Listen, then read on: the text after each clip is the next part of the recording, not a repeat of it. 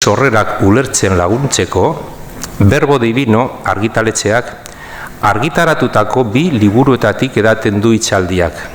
Rafael Agirren, Jesusen oroimena eta sorreretako kristautasunak. Eta Carlos Gil, zer da ezagutzen dena Pablos kristautasun sortu berrian. Elkarrekin zerikusian jartzen dituzte islariek Nazareteko Jesus eta Tarsoko Pablo, metodo historiko-kritiko ez baliatuz une oro horretarako. Gauzak ikusteko modu bat, errealitate berri bat, itxaropen bat eskaini zuten Jesusek eta Pablok frakasatutzat jotako eta bazterrean gelditutako personentzat. La conferencia de hoy tiene su origen en 2 obras publicadas recientemente por la editorial Verbo Divino para comprender mejor los orígenes del cristianismo. Uno es La memoria de Jesús y los cristianismos de los orígenes, de Rafael Aguirre, y ¿qué se sabe de Pablo en el naciente cristianismo?, de Carlos Gil. Los conferenciantes van a poner en relación a Jesús de Nazaret y Pablo de Tarso con continuas referencias a los métodos histórico-críticos y definen la heterodoxia como opinión diferente y reflexión madura que va a lo fundamental y a lo razonable. Ahondan en las figuras de Jesús y Pablo, presentándolos como una referencia de profundidad y calidad humana. Jesús y Pablo ofrecieron otra manera de ver las cosas, una nueva realidad, una esperanza para personas consideradas fracasadas y que estaban en los márgenes. La fe cristiana tiene que interesarse por su relación con la historia, muy especialmente por 2 grandes temas: Jesús de Nazaret y el surgimiento del cristianismo y de la Iglesia. Y en cuanto a la figura del apóstol y autor de varias cartas, el cristianismo que surge en el siglo II no es tanto el resultado del éxito de Pablo cuanto de su fracaso. Los 2 autores se referirán a la relevancia de estas cuestiones en la actualidad. A mi izquierda, el primero que tengo, Rafael Aguirre Monasterio, bilbaíno, de pro, catedrático emérito de la Facultad de Teología de la Universidad de Deusto, trabaja de manera preferente sobre los evangelios sinópticos y los orígenes del cristianismo. Se interesa por la dimensión interdisciplinar de la interpretación bíblica y por su influencia en la vida de la Iglesia, en la cultura secular y en la transformación de la sociedad. Carlos Gil Albiol es de Alao de Bilbao, es de Tudela, profesor titular del Nuevo Testamento y especialista, entre otros temas, del naciente cristianismo, en la aportación de Pablo, su pretensión frustrada de restaurar el judaísmo, el significado teológico que dio a la muerte de Jesús en la cruz y su proyecto de crear la Iglesia con una dimensión supralocal, casi universal. Bueno, como veis, el tema va a ser apasionante, entonces les dejo la palabra, van a ir interactuando entre ellos y después tendremos bastante tiempo, espero, para un diálogo profundo y muy rico. Cuando quieras. Buenas tardes. Bueno, ante todo, pues un saludo y manifestar nuestra satisfacción y nuestro agradecimiento, pues, por poder estar con todos vosotros en el Foro Gogoa y además, pues también felicitar por los 20 años al Foro. 20 años en una iniciativa de estas significa un esfuerzo y también que es una iniciativa ya consolidada. El Foro Gogoa, que como una de sus características es la libertad y la diversidad de temas que aborda. Pues bien, esa diversidad afecta hoy incluso a la forma, porque va a ser un concierto, aunque literario, a 4 manos, que espero que resulte vivo y sugerente. La ocasión lo ofrecen los 2 libros que hemos publicado recientemente, Carlos y yo, pero no vamos a presentar los libros, los pueden leer ustedes, incluso les recomendamos que lo hagan, pero es otro asunto. Vamos a ofrecer algunas reflexiones sobre 2 personajes históricos claves, Jesús de Nazaret y Pablo de Tarso, poniéndolos en relación entre sí con el surgimiento del cristianismo y mostrando su importancia en el presente, porque es nuestra convicción, se encuentran en la raíz de nuestra cultura occidental. Vamos a plantear algunos puntos con brevedad y a modo de sugerencia, el tiempo no da para más. Y empiezo con una referencia a unos libros venerados como sagrados por millones de personas. La veneración es respeto, pero también miedo, y no es para menos.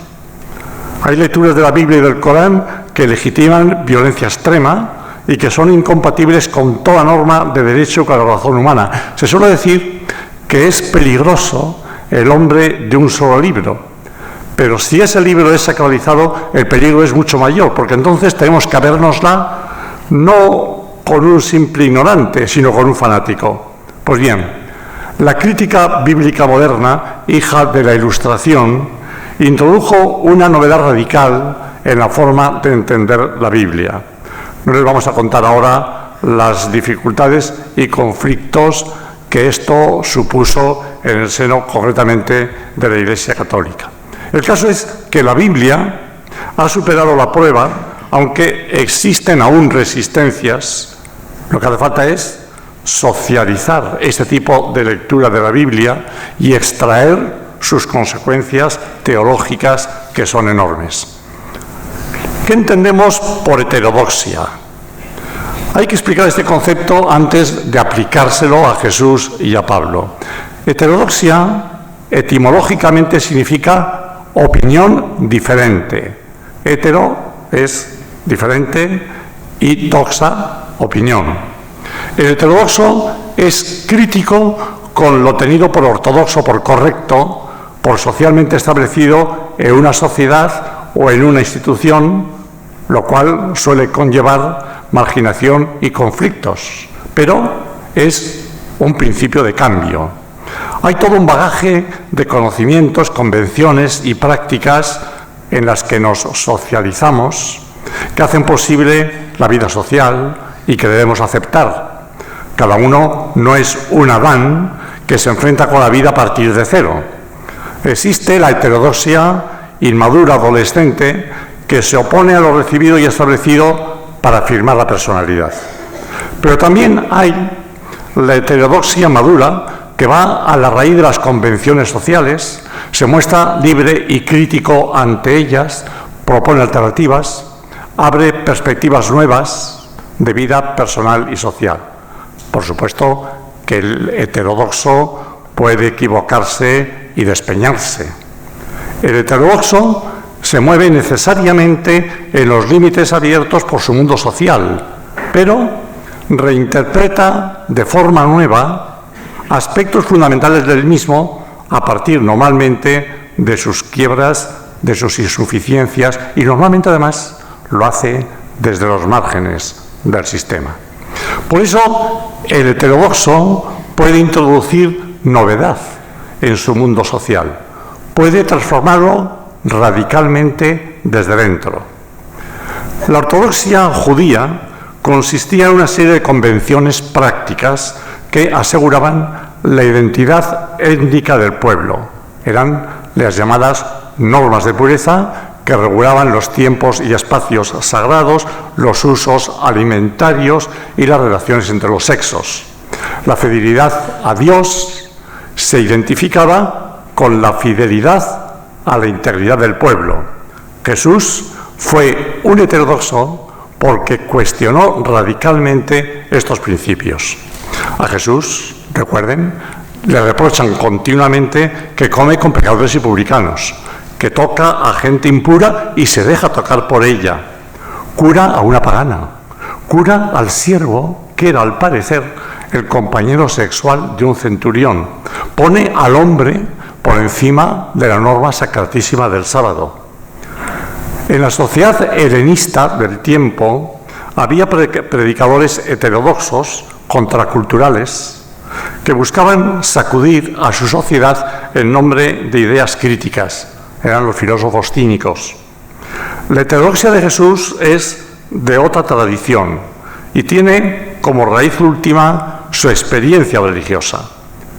La experiencia religiosa auténtica tiene una indudable capacidad de innovación histórica, enseña a ver y valorar la realidad de una forma diferente, y esto sucede claramente en la vida de Jesús.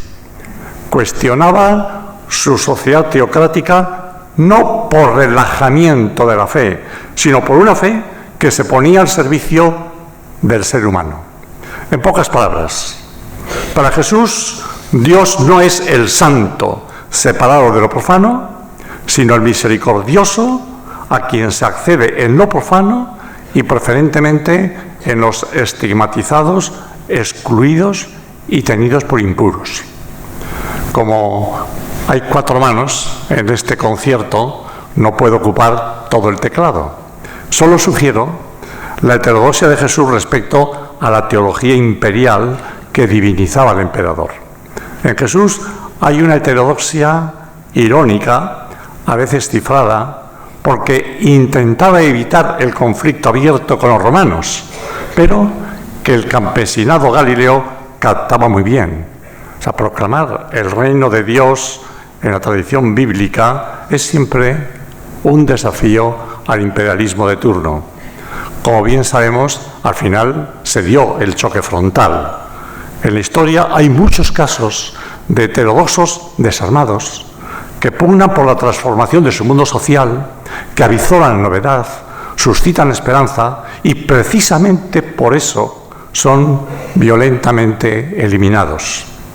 El historiador puede decir que Jesús fue una personalidad excepcional por su libertad, por la originalidad y profundidad con que transformó su herencia judía, de la que nunca renunció, por la esperanza que suscitó, por la calidad de su vida. Sin duda, Jesús es una referencia eximia de ejemplaridad de vida humana. Pero cuando hablamos de novedad, queremos decir algo más. Lo nuevo es algo inesperado, imprevisto, que abre posibilidades inéditas. La gran novedad la proclaman sus seguidores cuando anuncian que el crucificado ha resucitado. Estos seguidores habían percibido tan singular experiencia de Dios en Jesús y habían depositado tantas esperanzas en Él que llegaron a la convicción de que la novedad que habían vislumbrado en Jesús se había prolongado, transformada tras su muerte. Y este fue un elemento clave, no el único, para que el movimiento de Jesús, a diferencia de otros movimientos proféticos contemporáneos, perviviese tras la muerte del líder y llegase hasta nuestros días. Esta es una constatación puramente histórica que habrá que intentar explicar. Los grupos de sus seguidores eran muy plurales porque se vinculaban a Jesús de formas muy diferentes. Todos pretenden mantener su memoria, pero pocas cosas hay más plásticas y tornadizas que la conservación del pasado. Y por eso, desde el inicio, encontramos diferentes formas de cristianismos. Quedémonos ahora con esto. Algo hubo en este hombre que llevó a la proclamación de su resurrección y a que su causa, su memoria, sus enseñanzas, su espera, diese pie a un movimiento plural.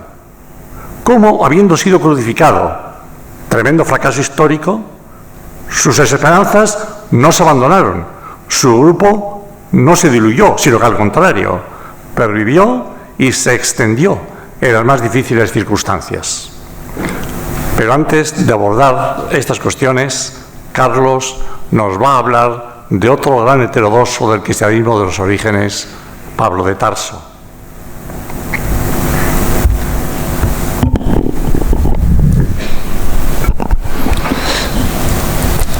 Quiero que mis primeras palabras sean de agradecimiento al Foro Gogoay, de felicitación, igual que también de agradecimiento a todas ustedes, creo que son mayoría, por esta afluencia masiva y por este interés por la heterodoxia.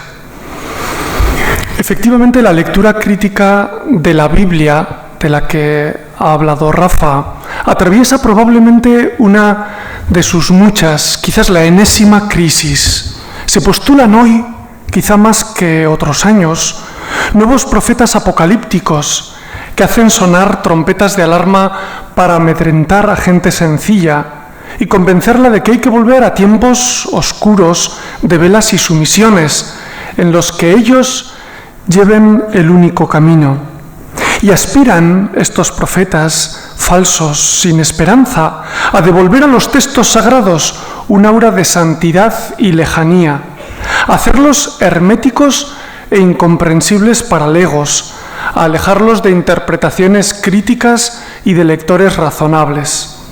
La heterodoxia es para esos una herejía destructiva.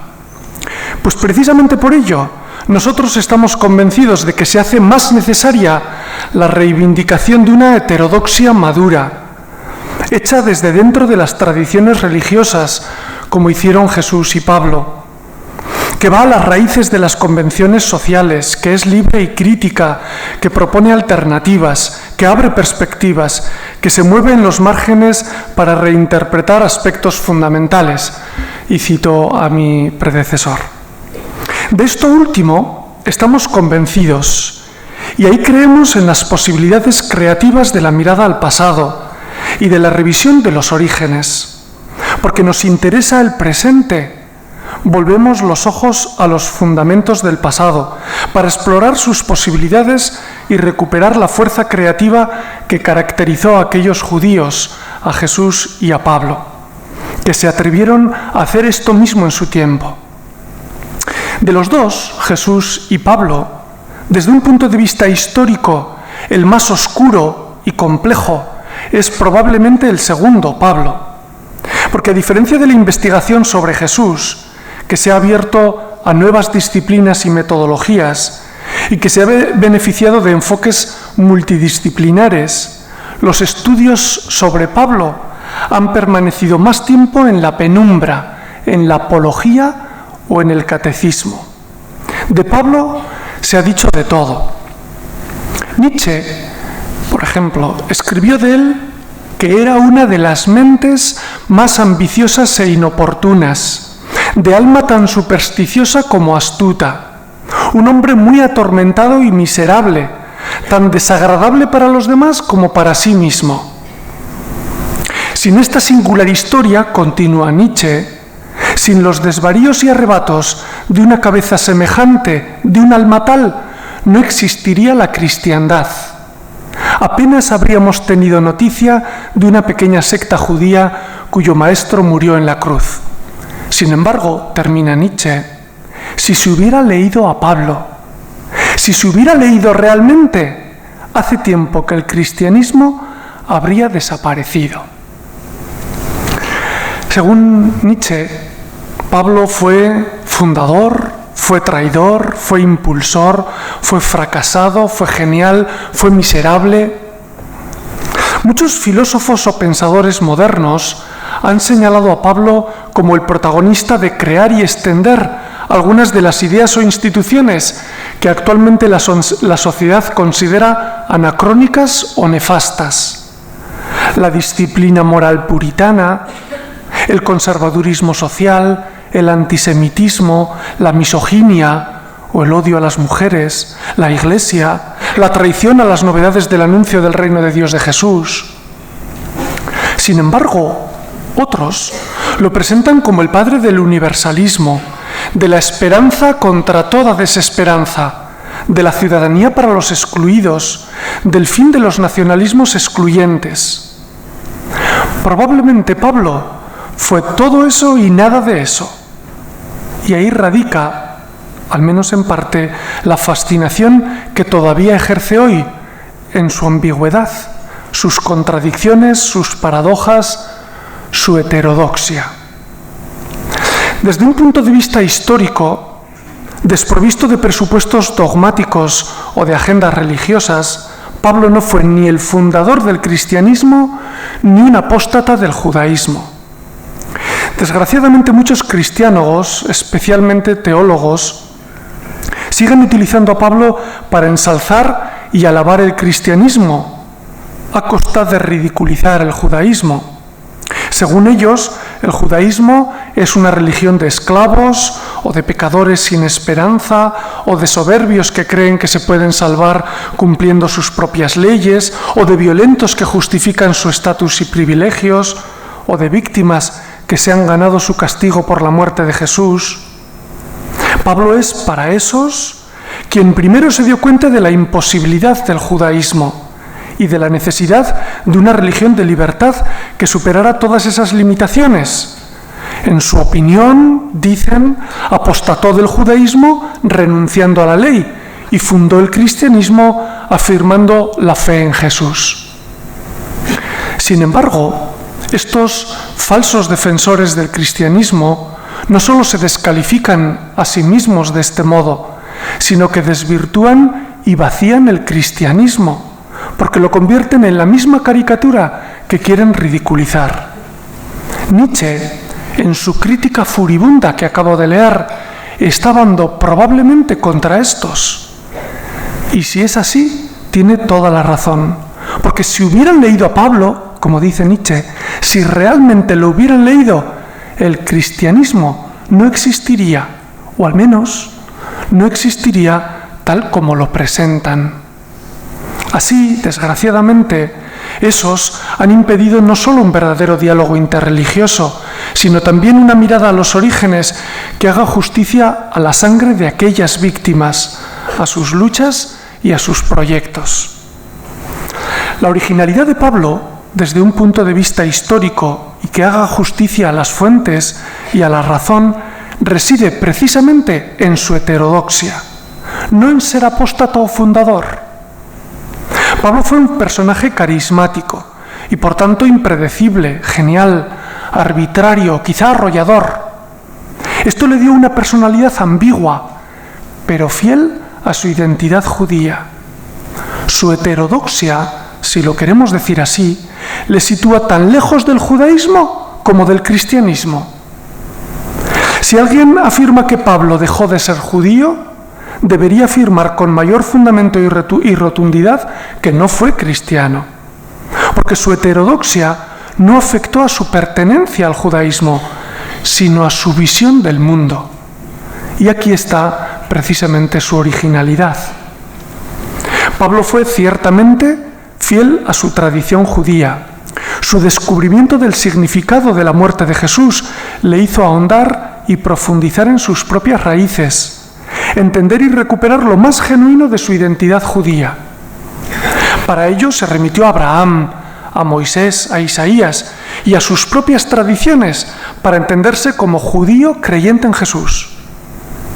Las dificultades que tuvo con otros judíos solo se pueden explicar porque a Pablo lo consideraron durante toda su vida como un igual, no como un apóstata. Sin embargo, lo que ocurrió con Jesús en Jerusalén en torno al año 30, especialmente su muerte en cruz, le forzó a entender el judaísmo de un modo nuevo, a revisar la función de la ley y su cumplimiento, a repensar los signos de identidad que separaban a judíos de los demás, como la circuncisión, la pureza de los alimentos, la observancia del sábado, a interpretar el tiempo presente como el tiempo final, el definitivo, y a vivirlo con una intensidad que quizá él jamás había imaginado. Nada de ello le obligaba a renunciar a su identidad judía o a sus mejores tradiciones, pero todo ello le sacó de las corrientes hegemónicas, del fariseísmo al que había pertenecido desde joven, y le situó en los márgenes del judaísmo, allí donde estaban también los rebeldes, los insatisfechos, los fracasados, los marginados, los alternativos, los heterodoxos. Y allí, en los márgenes, pensó el mundo de otro modo, de un modo diferente a como lo había pensado antes. Situado en los márgenes, descubrió las posibilidades de la heterodoxia para generar alternativas y diseñó un lenguaje nuevo, unas estructuras nuevas, unas relaciones personales nuevas, unas esperanzas nuevas. Todo para los que estaban como él en los márgenes. Y se propuso presentar su nueva visión del mundo en la capital del Imperio Romano, en el centro del mundo conocido. Y lo que Pablo ofrecía desde aquí no era baladí. A quien no era ciudadano romano le ofrecía una ciudadanía alternativa, que él llamaba ciudadanía del cielo. A quien no tenía familia le ofrecía una nueva familia de hermanos y hermanas, sin patriarcas que impusieran su voluntad. A quienes no tenían prestigio social porque eran incultos, pobres o esclavos, les ofreció la posibilidad de ser significativos e importantes en el plan de Dios. A las mujeres que no tenían lugar en el espacio público les ofreció una igualdad de facto que alteró el orden de las casas y las familias de aquellos creyentes. A los que habían experimentado la violencia y el inclemente poder represor de Roma, les ofreció la posibilidad de identificarse con otra víctima de la misma represión, a quien Dios, después de aquello, había reivindicado y dado una dignidad inimaginable para un crucificado. A quienes por fin no tenían esperanza, les hizo pensar más allá de sus propias limitaciones. Les devolvió la confianza en sus propias posibilidades y en las posibilidades de un mundo que está dando a luz una nueva humanidad. Quizá esto resulte un tanto romántico, utópico o idealista para algunos, pero a aquellos que estaban desplazados al margen, a los fracasados, a los marginados, a los insatisfechos, se les abrieron unas puertas que quizá nunca imaginaron franquear. Y todo ello en nombre de Dios. La mejor prueba de que aquello que Pablo hizo no fue una quimera fue lo que ocurrió después. A Pablo le llovieron las críticas y las dificultades por todos los lados. Las autoridades imperiales vieron en su proyecto una desestabilización del orden y las costumbres morales del imperio. Las autoridades judías no le aceptaron que anulara las distinciones entre judíos y gentiles o que despreciara los privilegios étnicos de Israel frente a otros pueblos. Y otros creyentes en Jesús, también judíos como él, no le aceptaban su libertad para tomar decisiones sin contar con ellos, sobre todo si esa heterodoxia suya tenía tanto éxito entre los que no eran judíos, cambiando para siempre el mapa de la fe que había existido hasta entonces. Así que Pablo se quedó prácticamente solo. Su sueño de renovar Israel mediante la fe en Jesús fue un rotundo fracaso.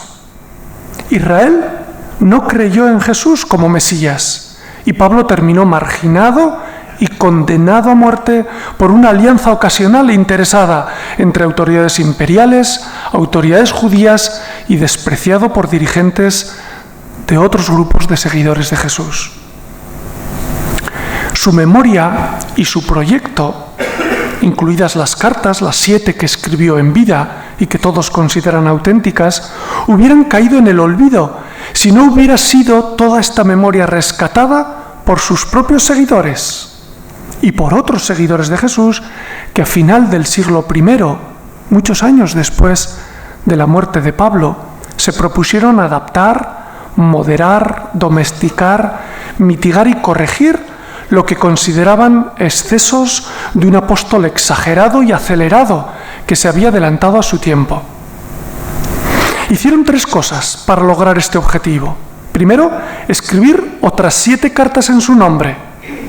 Segundo, añadir unas glosas correctoras a las 7 cartas originales.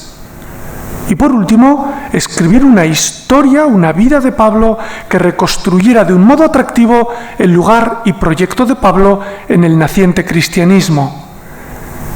A este relato lo titularon Hechos de los Apóstoles. Así, lo que había resultado un fracaso, lo presentaron como un enorme éxito. El proyecto de Pablo había sido rechazado por los judíos, decían porque así estaba en el plan de Dios. Y de este modo se abrió definitivamente la puerta al nacimiento de una nueva religión que ofreciera un futuro de verdad.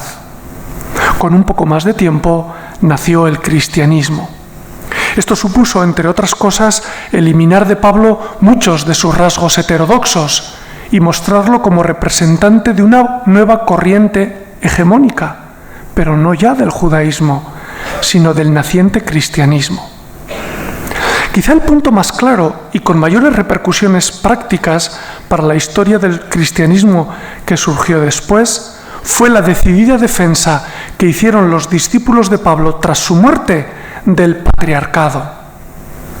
Durante su vida, en la primera mitad del siglo I, Pablo se opuso clara y reiteradamente contra la subordinación de mujeres a varones, o contra la subordinación de esclavos a amos, o de paganos a judíos o de extranjeros a ciudadanos.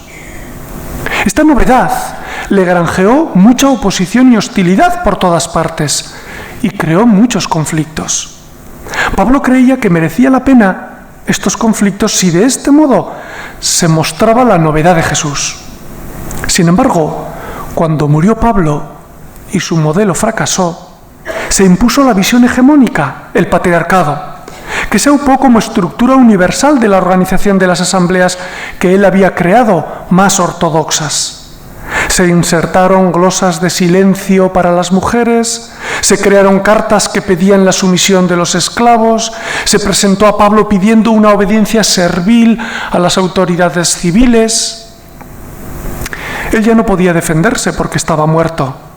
Sus herederos actualizaron, modernizaron su memoria para que se ajustara a los nuevos tiempos. Y la transformación de Pablo fue un éxito. A partir de mediados del siglo II, este nuevo Pablo fue un pilar de la construcción del naciente cristianismo, junto con otros.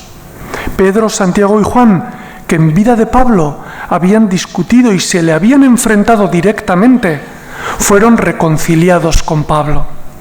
Entonces todos juntos ya eran los pilares de la nueva historia y todos juntos sostenían el mismo edificio.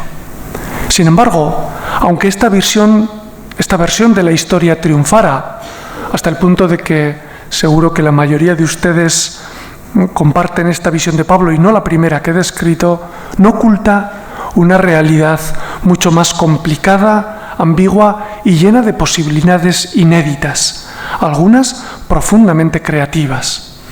Entre las ideas más originales que Pablo nos dejó en herencia, podemos recordar, por ejemplo, su defensa del universalismo, no como imposición de una visión individual a las demás, ni como anulación de todas las diferencias, sino como la creación de una identidad capaz de acoger a todas las diferentes. O, por ejemplo, también su oferta de una ciudadanía alternativa, construida a base de incluir a los que el poder marginaba, dando protagonismo y responsabilidad a los excluidos, haciéndolos parte de un cuerpo social con una misión, la de crear un mundo mejor. Esta esperanza es probablemente la que resulta hoy todavía más emocionante. En medio de una crisis no menor que la que nosotros padecemos, Pablo dejó un ejemplo de cómo es posible entenderse por encima del estruendo de esos profetas apocalípticos que se empeñan en anunciar que debemos defendernos de los demás, separarnos de los diferentes, establecer fronteras.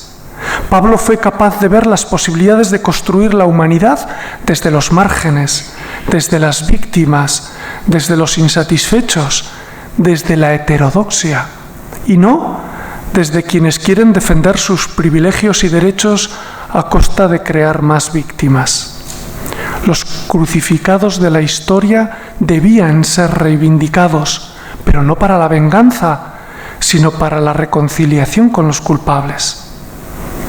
El sueño de Pablo sigue siendo hoy probablemente el sueño de muchos, creyentes y no creyentes. Y hoy, como entonces, su ambigüedad sigue desafiando a todo el que le lee.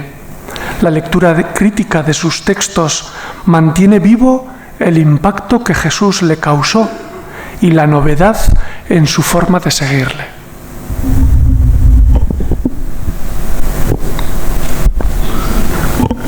Carlos nos ha presentado a Pablo como el gran heterodoxo al que la tradición posterior, escribiendo en su nombre, domesticó radicalmente para que pudiese ser asimilado por la Iglesia primitiva. Pero no solo hubo paulinismo en el cristianismo de los orígenes. Voy a presentar esquemáticamente una panorámica de las diversas tradiciones cristianas que encontramos a finales del siglo I e inicios del siglo II. Es muy plural, por eso mi libro se titula Los cristianismos de los orígenes. Encontramos la tradición paulina con sus grandes tensiones internas que nos acaban de presentar. En el otro polo están los grupos judeocristianos, varios y diferentes, según la actitud que adoptaban ante los paganos que se incorporaban a la Iglesia. Están los estrictos de Jerusalén, con Santiago, el hermano del Señor, a la cabeza. Están los moderados de línea petrina.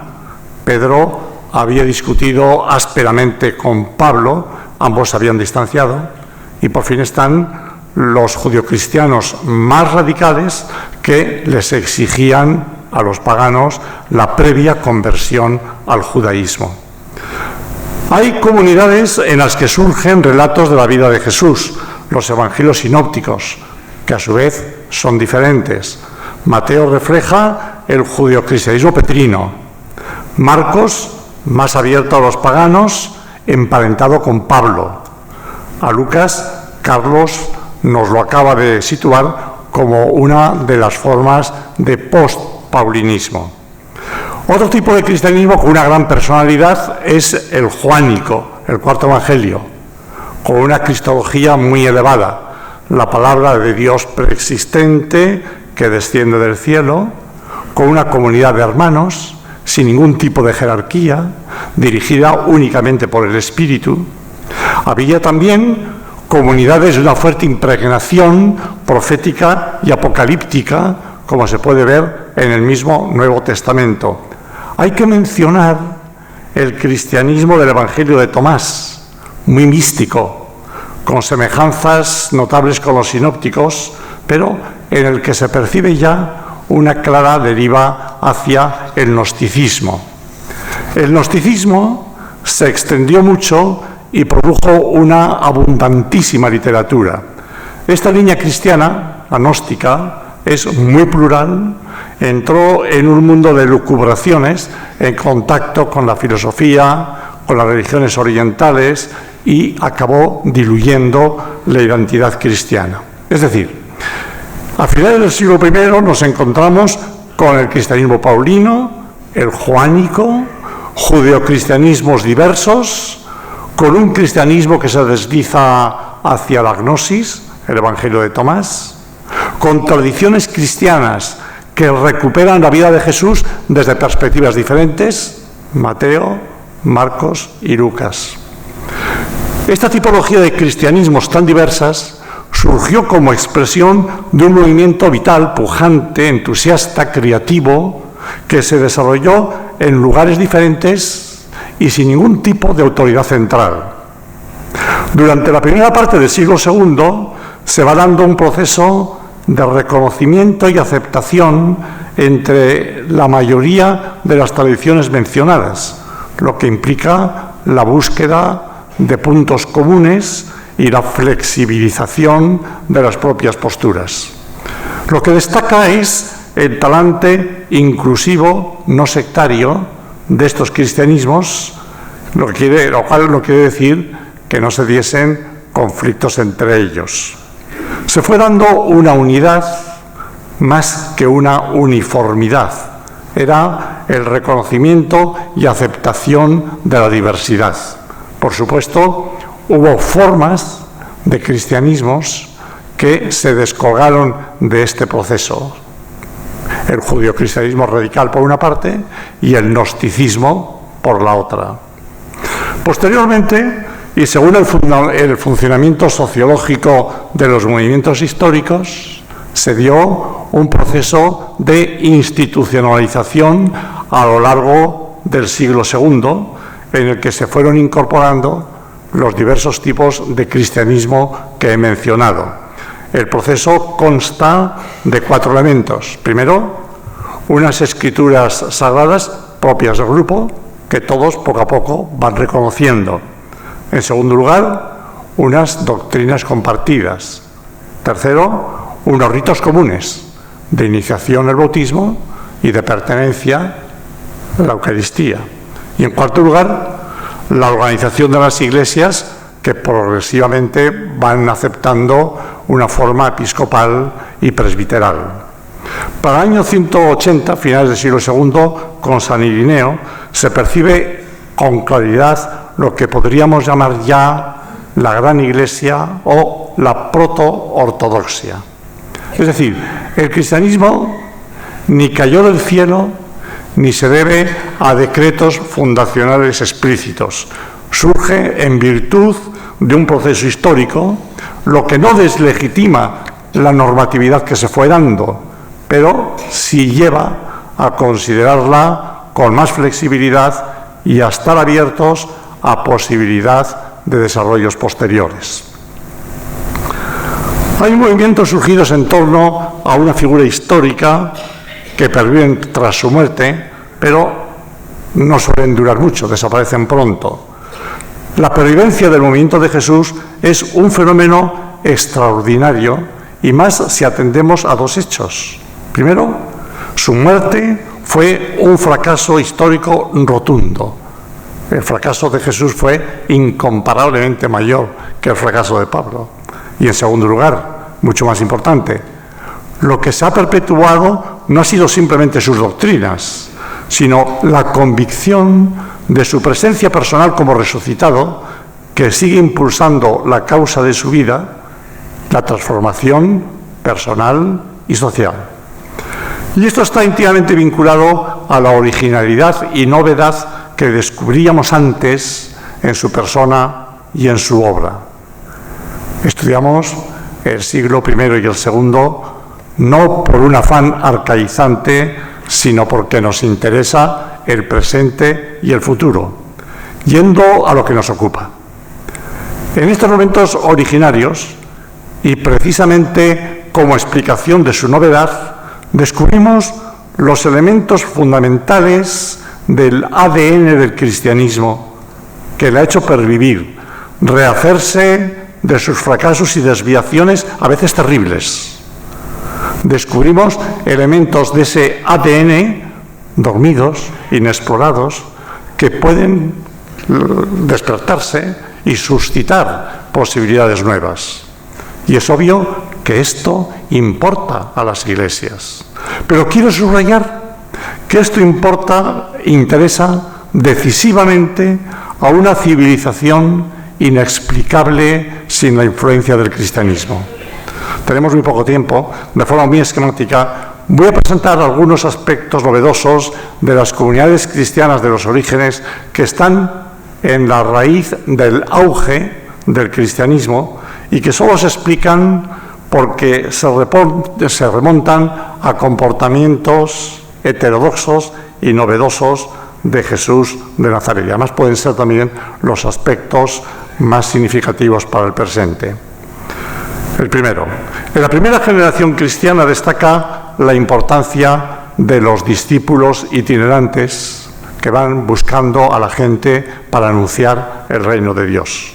Jesús comenzó participando del movimiento de Juan Bautista en el Jordán, pero se separó de él porque optó por no esperar a que acudiese a él la gente, sino que fue él a buscar a la gente recorriendo toda la Galilea. En la segunda generación cristiana, el protagonismo de estos itinerantes se apaga. Las comunidades son más grandes, sedentarias, tienen que organizarse, pero son comunidades abiertas que acogen a gentes muy diversas y que atraen con su estilo de vida. Este talante, ni proselitista ni impositivo, hunde sus raíces en última instancia en el comportamiento de Jesús. El segundo punto. El paso decisivo que dieron las comunidades cristianas en momentos diversos, de maneras diferentes, fue la apertura a los paganos. Al final fue esto lo que hizo que surgiera la Iglesia cristiana como una realidad sociológica y teológicamente diferenciada del judaísmo. Ciertamente, tras un proceso complejo y conflictivo en el que no podemos entrar ahora. Pues bien, Jesús había buscado una forma preferente a los impuros de Israel para anunciarles la misericordia de Dios. Y en esto consistía fundamentalmente su heterodoxia. El gran paso posterior de las comunidades cristianas consistió en desarrollar esta lógica heterodoxa de Jesús e ir a los más impuros todavía, a los paganos. Tercer punto. El movimiento cristiano saltó las barreras étnicas y mostró un carácter universalista. Esto explica, en última instancia, la ruptura entre el judaísmo fariseo, que acabó prevaleciendo en las sinagogas, y el judaísmo universalista de los seguidores del Mesías Jesús. Era un universalismo que no eliminaba las identidades particulares, pero las relativizaba radicalmente porque las subsumía en una unidad superior. Ya no importa si es judío o griego, esclavo libre, varón o mujer, porque todos sois uno en Cristo Jesús. Se explica que el cristianismo mostrase desde el principio una gran capacidad de adaptación cultural y por tanto también de extensión. Por otra parte, estas comunidades que articulaban un carácter abierto e inclusivo, con unas relaciones internas intensas y fraternas, conferían identidad en un mundo con notable confusión ideológica y con muchas gentes desarraigadas, sobre todo en las ciudades que es por donde más penetró el cristianismo al inicio. En pocas palabras, el cristianismo emergía como la ideología que podía responder a necesidades vitales e ideológicas muy sentidas. Se ha dicho con razón que no fue Constantino quien hizo triunfar al cristianismo, sino que este emperador apostó a caballo ganador. Cuarto punto. El universalismo está basado en la valoración de cada persona concreta, que es lo que a todos nos iguala y une. Esto contrasta con la cultura antigua, que valoraba a cada uno por el grupo al que pertenecía. La emergencia del individuo, del grupo e incluso de la especie, su libertad y su responsabilidad tienen una raíz cristiana. Se debe al impulso heterodoxo de Jesús. No ha sido creado el hombre para el sábado, sino el sábado para el ser humano. Reitera la denuncia de la hipocresía, porque distingue entre los comportamientos externos socialmente ortodoxos y las actitudes personales auténticas. Quinto, Carlos nos ha explicado el proceso de patriarcalización que se dio en la tradición paulina, debilitando el importante papel de la mujer en las comunidades paulinas originales. Es verdad, pero pese a todo, en muy distinto tipo de comunidades cristianas, el respeto y el protagonismo de las mujeres fue muy superior al que gozaban en la sociedad en general. Por eso el cristianismo de los orígenes atraía de una forma especial a las mujeres. Está comprobado que el número de mujeres superaba en las iglesias primitivas ampliamente al de los varones, y la natalidad entre los cristianos era muy superior a la media de su sociedad. Son factores importantes para explicar el rápido auge del cristianismo. Es fácil ver que también aquí el impulso originario se encuentra en Jesús. Tuvo discípulas que le siguieron en su ministerio itinerante. Adoptó una actitud insólita con mujeres tenidas por pecadoras o impuras. Denunció una legislación del divorcio totalmente patriarcal. Sexto punto. La estrategia de la primera evangelización no consistía en provocar la aceptación de unas doctrinas tras predicaciones en amplios auditorios. Lo que atraía ante todo de las comunidades cristianas era su capacidad de acogida, de crear relaciones humanas, de ayudar materialmente, de conferir identidad, de liberar de alienaciones y estigmas sociales. La confesión doctrinal venía en un segundo momento, pero cuando se describe el proceso se le da a este factor un peso que primitivamente no tuvo. Jesús no pedía la aceptación de una doctrina, sino la incorporación a una dinámica de transformación, entrar en el reino de Dios. Hacía el bien a las personas, curaba, liberaba de los espíritus impuros. Y cuando envió a sus seguidores, les encargó que proclamasen el reino de Dios y que creasen una comensalidad abierta, que curasen a los enfermos, que expulsasen los espíritus impuros. Séptimo, en las comunidades cristianas de los orígenes tenían un puesto preeminente los pobres, los enfermos, los necesitados, los niños abandonados, las viudas, gentes sin ningún relieve social. Dos grandes detractores del cristianismo nos describen este hecho desde afuera. Uno, Celso, siglo II, para ridiculizar a las comunidades cristianas, dice: no persuaden más que a necios, plebeyos y estúpidos, a esclavos, mujerzuelas y chiquillos. Otro, el emperador Juliano, más tardío, del siglo IV, considera que esta actitud, que concretamente la ayuda a los pobres y a los enfermos, estaba resultando decisiva para el auge del cristianismo en el imperio, y él lo quiere combatir. No hay ninguna duda de que esto mismo caracterizaba esencialmente al ministerio de Jesús. Su heterodoxia nacía porque veía la realidad desde los márgenes y se dirigía preferentemente a los pobres, enfermos y estigmatizados. Acogía a pecadores, chiquillos y mujeres también, a las de mala fama. Y una reflexión final.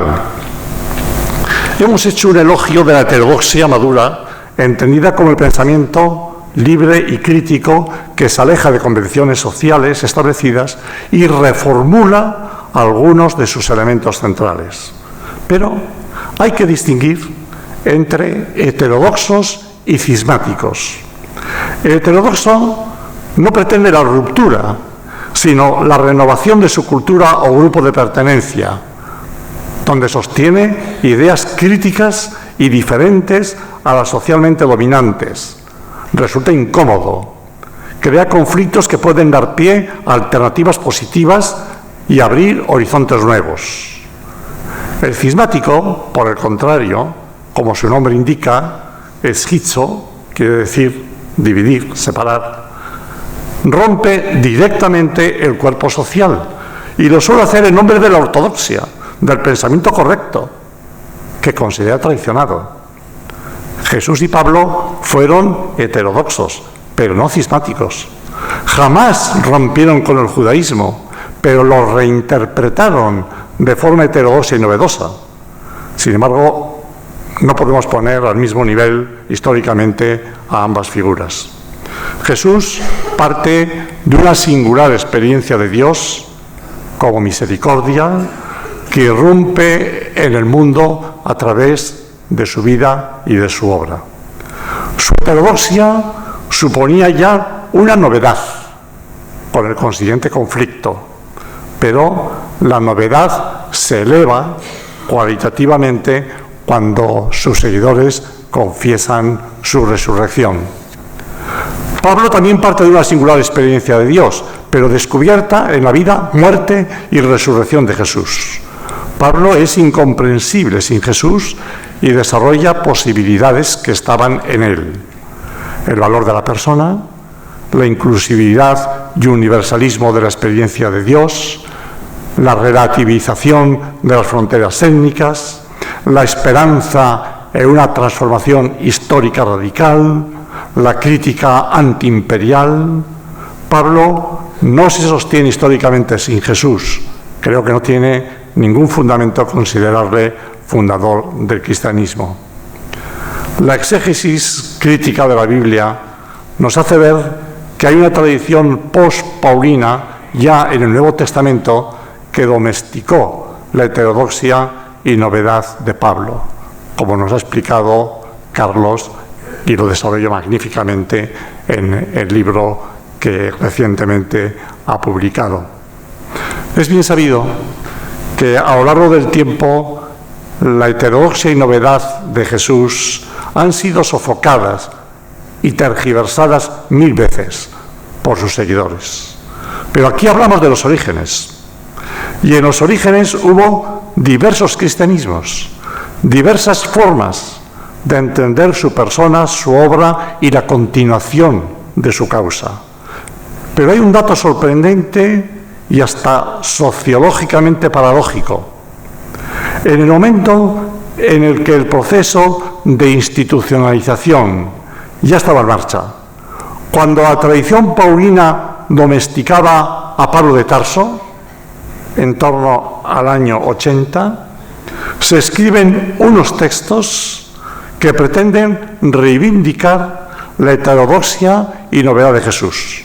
Son los evangelios, que narran el proceso histórico de Jesús, consecuencia de su heterodoxia insoportable, y acentúan su novedad, afirmando la resurrección de quien así vivió. Y estos relatos fueron pronto elevados a la categoría de sagrados, reconocidos por muy diversos cristianismos de los orígenes, porque percibían en ellos la fuerza transformadora y la esperanza que suscitó Jesús, su protagonista, eliminado por heterodoxo, en quien confesaban la irrupción de la novedad radical. Ni Jesús ni Pablo fueron cismáticos, sí heterodoxos. Buscaron, cada uno, en sus circunstancias diversas, la renovación de Israel. Pero Pablo lo hizo en dependencia de Jesús. Solo Jesús era el punto de convergencia de todos los cristianismos. El movimiento cristiano desarrolló su impulso y fue más allá de su horizonte personal, fue más allá del horizonte personal de Jesús. Decía el filósofo Ernst Bloch que los desmemoriados no tienen futuro. Bucear críticamente en los orígenes del cristianismo es un ejercicio de memoria que recuerda exigencias olvidadas y posibilidades inéditas. Ya lo he dicho, esto cuestiona a las iglesias, por supuesto, pero me interesa subrayar que está en juego algo previo a las creencias y confesiones estrictas. Urge reivindicar, recuperar y defender las raíces de la cultura occidental en estos momentos de anemia moral, de desorientación ideológica y de olvido de los valores y de los grandes ideales que esta cultura alumbró, fundamentalmente gracias al impulso de Jesús de Nazaret y que difundió, entre otros, Pablo de Tarso. Resumiendo al máximo, urge reivindicar y defender su capacidad de acogida del diferente y del pobre, la capacidad inclusiva y a la vez, aunque parezca paradójica, su capacidad de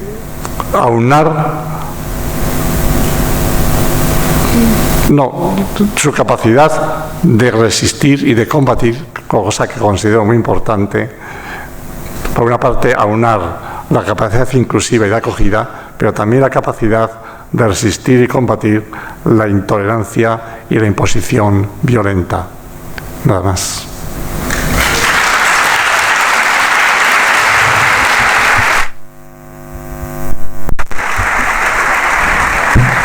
Bien, pues les agradecemos mucho esta primera exposición. Ahora es el momento de que si alguien tiene que salir, pues podemos aprovechar, porque ahora es cuando tenemos la ocasión de participar todos, bien haciendo preguntas, comentarios, valoraciones, otras opiniones.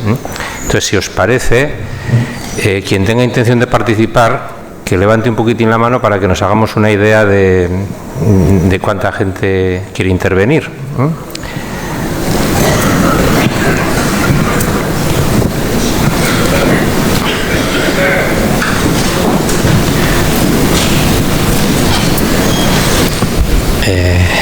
Pello, sí.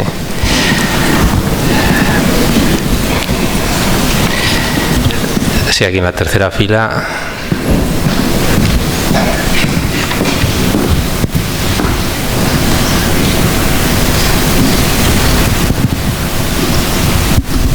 Buenas tardes. Lo primero, que me ha encantado toda la exposición, pero yo tengo dos momentos en que me encantaría que me ilustraran un poco. Para mí, toda la vida, los misterios que sobre todo me han preocupado, y ahora que tengo aquí a dos expertos sobre Jesús y Pablo, me encantaría que ellos me orientaran un poco, son los siguientes. Primero, el tema de la resurrección. Todos los expertos acaban diciendo que, bueno, no se puede considerar una cosa histórica porque que no se puede. Pero entonces, cuando uno ve la transformación que supuso en estos hombres, en los apóstoles, que es el origen de todo este movimiento, no se acaba de entender cómo algo que no se considera histórico, porque no hay pruebas en el Evangelio taxativas, ¿qué es lo que ocurrió para que todo eso afectara de esa forma a ese movimiento? Y en segundo lugar, hablando de Pablo, también toda la vida me ha llamado la atención. Este hombre se transforma, no sabemos cómo ni dónde, se habla siempre de la caída del caballo, pero toda su misión, la esencia de toda la comunicación, las cartas a los romanos, a los efesios, a corintios, fundamentalmente parte y siempre tiene tres ideas básicas. Primero, su gran fe en la resurrección. Resulta que él no ha conocido a Cristo, no ha conocido absolutamente nada del personaje. Y sin embargo, llega también a aceptar el hecho de la resurrección de una forma que lo transforma completamente. Porque toda la fuerza que tiene la argumentación siempre es la resurrección. Y gracias a la resurrección, y gracias a la fe que él predica en esta resurrección, vienen pues todos los efectos transformadores. Porque mejor que él, nadie va a hablar de los dos planos, el plano material, diríamos, humano, y el plano espiritual. Entonces, él apoya en la resurrección todo el hecho, y en la fe, justamente en la fe en Cristo resucitado, pues toda la palanca que nos va a transformar hacia Dios. Y de ahí vendrá la salvación y de ahí vendrá todo. Y además establece una diferencia y una casuística de perfección en todas las comunidades cristianas, diciendo lo que es bueno, lo que es correcto, de lo que se tienen que abstener, etcétera, etcétera, como considerando una pureza. Y todo viene siempre apoyado en el hecho de la resurrección. Bueno, concretando, a mí me encantaría que ustedes me abrieran un poco los ojos. ¿Cómo las comunidades cristianas aceptaron y les transformó tanto el hecho de la resurrección de Cristo? Y segundo, ¿cómo Pablo igualmente apoya toda su doctrina, todo el contenido de las cartas, fundamentalmente en el mismo hecho de la resurrección, sin haber conocido ni a Cristo, ni haber conocido para nada la historia esta de estos hechos, de estos momentos críticos en el cristianismo? Bueno, comienzo yo, después va Carlos. Bueno, yo creo que la resurrección, esquematizando mucho, yo creo que naturalmente afirmamos que es un hecho real pero no histórico. Cuando afirmamos la resurrección de Jesús, afirmamos algo real que afecta a su persona, que transforma a su persona, pero no es un hecho histórico en el sentido de que no es algo que esté sometido a nuestras coordenadas espaciotemporales. Es real, pero no histórico. Creo que esto se puede entender. Yo diría dos cosas. En primer lugar, que antes de Pascua, los discípulos ya tenían una vinculación muy especial con Jesús. Hoy se suele hablar de una fe pre-pascual. Realmente vislumbra algo muy especial en aquella persona, en Jesús de Nazaret. De modo que la crucifixión no supuso el hundimiento de sus esperanzas. Los discípulos de Jesús creen en la resurrección, son unos judíos que creen en la resurrección. Y además también podemos observar que cuando hay un gran líder, ¿no?, y ese líder es pues arrebatado violentamente, sus discípulos no renuncian a él. O sea, los discípulos de Martin Luther King realmente no lo abandonaron tras su muerte. Los discípulos de Gandhi no lo abandonaron tras su muerte. Los discípulos de Jesús no se hundieron tras la muerte de su maestro. Habían descubierto algo muy especial en aquel hombre, ¿eh? Y además creían en la resurrección. Yo creo que este factor es el primero que hay que tener en cuenta. Y en segundo lugar, que muy probablemente pues hubo experiencias espirituales muy especiales en aquellos momentos, que los evangelistas, bueno, los describen con un ropaje literario muy especial, que son las apariciones, pero son sobre todo experiencias del espíritu. Yo creo que en los orígenes del cristianismo hay que contar mucho con las experiencias del espíritu que irrumpe continuamente, experiencias espirituales especiales. En nuestra cultura esto nos puede costar más entenderlo porque somos muy racionalistas, pero en aquel mundo a mí me parece que esto es algo absolutamente normal, ¿no? Y bueno, yo creo que todo esto sirve para explicar ese fenómeno que nosotros llamamos la experiencia pascual. Pero la experiencia pascual yo creo que está en continuidad con el Jesús terrestre, pero naturalmente también lo que hacen es comprender con mucha más claridad quién era el Jesús al que habían seguido hasta ese momento. Pero no hay tanta fosa, tanta ruptura entre la prepascua y la pospascua. Yo creo que se ha exagerado históricamente se ha exagerado el abismo.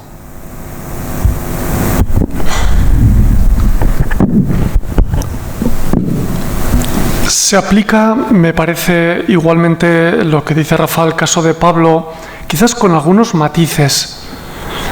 Yo estaría de acuerdo en que la resurrección de Jesús tuvo un papel decisivo en el acontecimiento vocacional y después en toda la vida creyente de Pablo. Sin embargo, lo que resulta más llamativo en sus cartas originales es el peso y la centralidad teológica que le da no a la resurrección, sino a la muerte en cruz. Pablo afirma la resurrección, obviamente, en todas sus cartas. En algunas de ellas, ha mencionado usted varias, lo hace explícitamente. El capítulo 15 de la primera carta a los Corintios es un largo desarrollo para justificar lo que dice en la resurrección de Jesús. Probablemente la experiencia, como la queramos definir, del encuentro con el resucitado fue la primera o una de las primeras que a Pablo le sacudieron todo su mundo. Pero la resurrección formaba parte de su cosmovisión. Él creía en la resurrección, que acontecería, eso sí, al final de los tiempos. La experiencia, la certeza, si es que hay una experiencia ahí de carácter carismático del encuentro con el resucitado, eso lo que le convenció es de que ese final se había adelantado. Probablemente eso fue muy importante. Pero lo que más llama la atención de sus cartas es precisamente que tras ese primer momento de impacto, en el que el contenido fue fundamentalmente Dios no había abandonado a aquel crucificado, lo había reivindicado y lo había puesto a su derecha, inmediatamente lo que hizo Pablo, y esto fue la mayor novedad para él, fue girar la mirada a la cruz. La resurrección le sacudió hasta el punto de que le obligó a repensar su mundo, pero de donde sacó consecuencias teológicas. Y cuando digo teológicas quiero decir la pregunta por quién es Dios entonces, si este que ha muerto en la cruz es verdaderamente el Mesías de Jesús, el Mesías de Dios. Si es verdaderamente Él, entonces, ¿cuál es el mensaje teológico que Dios nos está mandando con este acontecimiento? Y sus cartas, y esta es la gran paradoja, porque esto no forma parte de su tradición, es subrayar que en la muerte, no en la resurrección, en la muerte, Dios revela quién es y cómo actúa en la historia. Entonces, esta centralidad en el acontecimiento revelador teológico de la cruz es lo que en Pablo tiene un peso que no tiene parangón en ningún otro texto. Luego Marcos lo retomará en su Evangelio, muy cercano a Pablo, y otros después lo harán.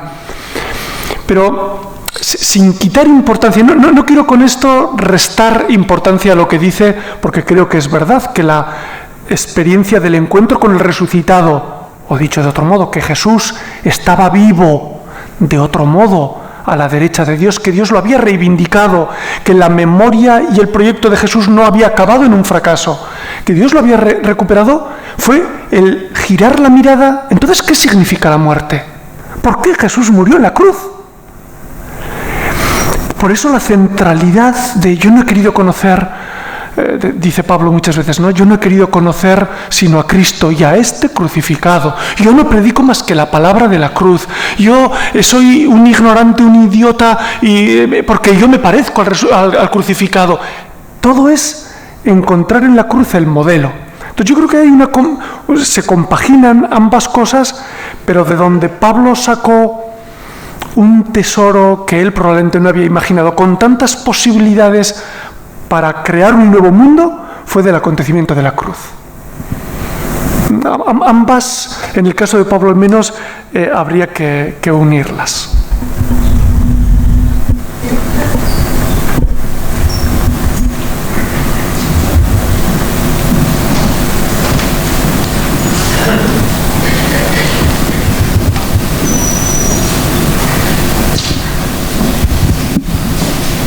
Buenas tardes. Muchas gracias a los dos conferenciantes por la magnífica exposición de esa heterodoxia que es tan catalizadora, tan entusiasmante. No sé si esto ha contestado lo anterior, ha contestado mi pregunta, pero una personalidad tan fuerte, tan decidida, tan especial como es Pablo, me he preguntado desde hace mucho tiempo qué pudo convencerle de Jesús, de la vida de Jesús, para convertir a un fariseo ortodoxo, auténtico, practicante, en un furibundo seguidor y propagandista de Jesús. ¿Cuál es el argumento más importante o los argumentos más importantes de esa conversión, de ese convencimiento?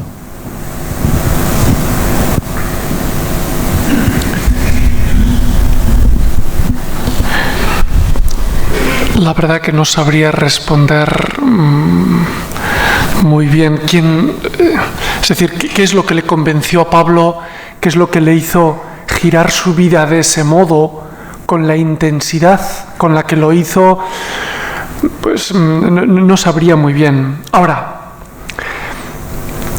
claro, la figura de Jesús para Pablo fue obviamente de una centralidad inexcusable. Tiene en sus cartas el peso que Jesús tiene es fundamentalmente el que tiene en su cruz.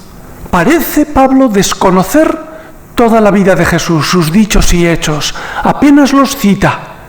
Y cuando los cita es para introducir un matiz y modificar la tradición de Jesús, que hace falta atrevimiento también.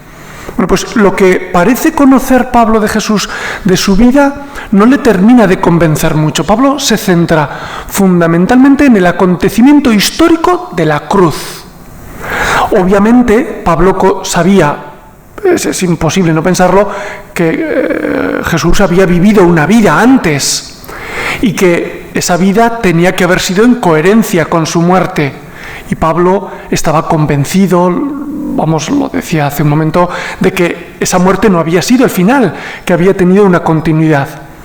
Pero el acontecimiento de la cruz fue para Pablo tan revelador y tan apasionante, me parece a mí, porque lo que descubrió en la cruz no es solo a Jesús, sino a Dios.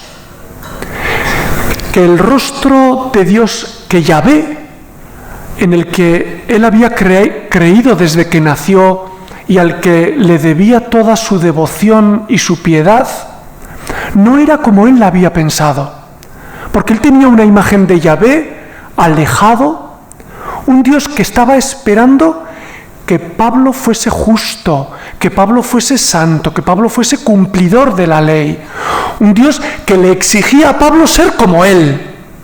Y lo que descubre en la cruz es exactamente lo inverso, que Dios no está esperando que Pablo sea igual que Dios, sino que Dios se ha hecho igual que él para acogerlo, abrazarlo y reconocerlo, siendo malo, defectuoso, pecador, violento, codicioso, que siendo él así de despreciable como él creía que era, Dios no ha esperado que él cambiara para reconciliarlo.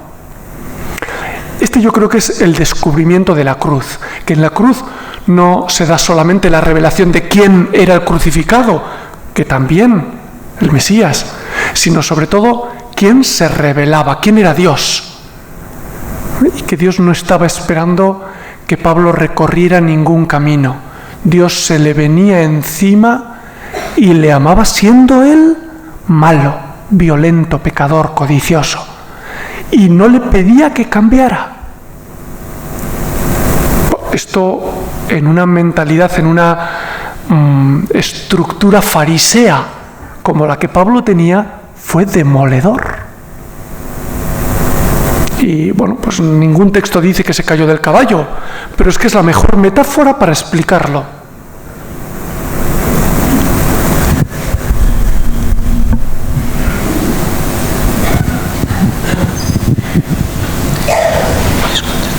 Sí, buenas tardes.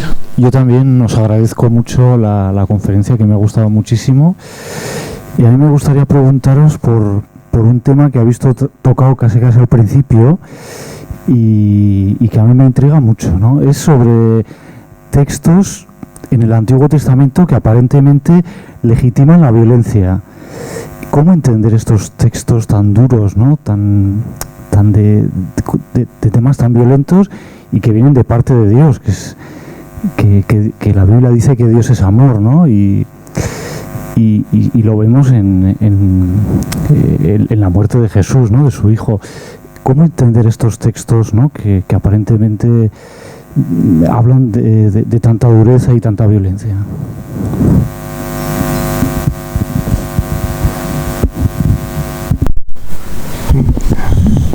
Bueno, la Biblia es un libro muy complejo que nos habla de las experiencias múltiples de un pueblo, y hay experiencias positivas y negativas, hay experiencias de amor y hay experiencias de odio, y hay experiencias de enorme violencia, ¿no? Yo creo que son, pues, para los cristianos, leyendo la Biblia, pues desde Jesús, pues son, digamos, estadios de la vida moral, bueno, pues que están superados. Entonces, yo creo, bueno, que todos vemos que la religión ha sido utilizada muchas veces para legitimar la violencia. Y eso lo encontramos también en la Biblia. Por cierto, que en la Biblia no hay que tomar tampoco desde el punto de vista histórico cuando nos hacen esos relatos. Muchas veces pues son descripciones épicas que van mucho más allá de lo que pudo acontecer históricamente. Pero en cualquier caso, bueno, pues es una visión de un Dios muy particularista, que legitima la violencia que hace su propio pueblo con conquistas que, pues, diríamos, pues son abiertamente injustas. Bueno, yo diría, bueno, pues eso no tiene ninguna justificación, ¿eh? Entonces, la Biblia para un cristiano hay que interpretarla a la luz de Jesús de Nazaret. Y la Biblia judía es asumida como Biblia cristiana en la medida en que se lee desde el Evangelio y desde Jesús de Nazaret. Entonces comprendemos, bueno, pues que eso es, yo creo, que totalmente rechazable. Que en la Biblia nos encontramos actos heroicos en nombre de Dios y que también encontramos pues utilizaciones perversas e idolátricas del nombre de Yahvé. Y yo creo que no hay que tener reparo en decirlo. La revelación tiene un carácter progresivo y si llevamos a la Biblia palabra de Dios, pienso yo, es en la medida en que asumimos la Biblia judía, el Antiguo Testamento, pues a la luz de Jesús de Nazaret, a la luz de Jesucristo.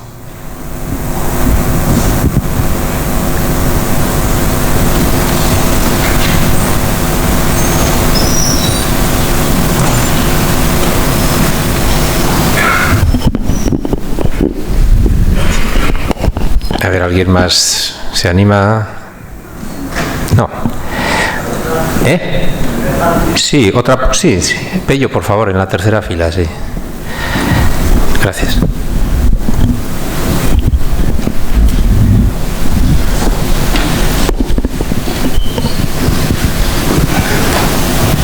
Gracias. Pues ya que hay tiempo voy a hacer otra. Otra cosa que me ha llamado mucho la atención es si Pablo aprende de la espiritualidad de Jesús o Pablo previamente tiene una espiritualidad más helenística que judía y lo que aplica es un poco su espiritualidad helenística apoyado en ese mensaje de la muerte y de la cruz para montar después toda su espiritualidad. Es decir, él tiene ya previamente una espiritualidad, era judío, de acuerdo, pero también tenía una enseñanza y una influencia helenística. Tiene frases que llaman la atención. Cuando va a Atenas y dice la frase famosa, entre otras cosas, en Dios vivimos, nos movemos y existimos.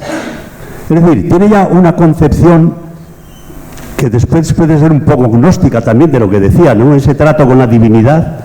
Todo eso lo ha aprendido de Jesucristo, él la tenía previamente y después ha asimilado también otros factores de Cristo y de ahí nos ha brindado su espiritualidad característica.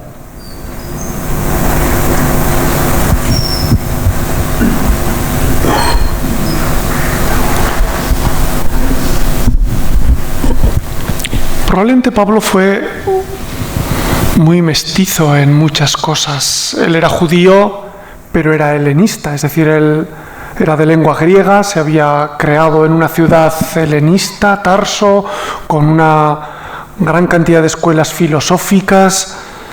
Es decir, probablemente Pablo reunía en torno a sí una serie de características que propiciaron toda la misión que hizo. Y es este conjunto de ser judío y de tener una tradición judía, pero de ser un judaísmo helenista, es decir, también influido por las corrientes filosóficas. Probablemente Pablo pues habría escuchado a los estoicos de las escuelas de Tarso, o quizás algún cínico, algún epicúreo, o bueno, es posible que todo aquello haya sido una especie de elementos, cae en una hormiganera y Pablo hace su propia masa, ¿no? Yo creo que en la estrategia de Pablo sí se dan una serie de circunstancias muy mestizas y que eso es probablemente lo que le dio, bueno, pues las posibilidades de futuro que tuvo. Respecto a su espiritualidad, pues bueno, yo tampoco descartaría que Pablo hiciera esta propia mezcla. De todos modos, claro, el judaísmo de la diáspora era un judaísmo muy judío, aunque bueno, pues con influencia de lengua griega, con cierta influencia, como había hecho Filón, poner en diálogo la fe judía con otras filosofías, ¿no? Pero bueno, en eso Pablo era radicalmente judío. El judaísmo de la diáspora era 6-1 con respecto al judaísmo de Palestina, de Judea. Es decir, había muchos más judíos fuera de Palestina que en Palestina. y eran plenamente judíos, pero vivían pues sin templo, por ejemplo, y eso era un elemento que hacía que su espiritualidad tuviera que ser diferente, porque los judíos de Palestina vinculaban su relación en gran medida en el templo, su relación con Dios. Pablo habría aprendido a hacerlo sin templo. ¿Eso facilitó su experiencia de Jesús? Pues no lo sé, no lo sé. Pero en cualquier caso, yo sí creo que la tarea de Pablo fue un ejercicio de mestizaje ejemplar y que fue capaz de recoger muchas cosas buenas de todo el contexto en el que él estaba, y que eso es lo que le dio éxito a sus comunidades. Su proyecto fracasó, pero sus comunidades no. Las comunidades que él había creado y la forma que les había dado continuó en el tiempo. Y esa continuidad es también parte de su fracaso, porque Pablo pensaba que se iba a acabar el tiempo pasado mañana. Y no se acabó. Entonces, quizás este modo de conjugar diferentes posibilidades es una característica peculiar y razón del éxito póstumo de Pablo, ¿no?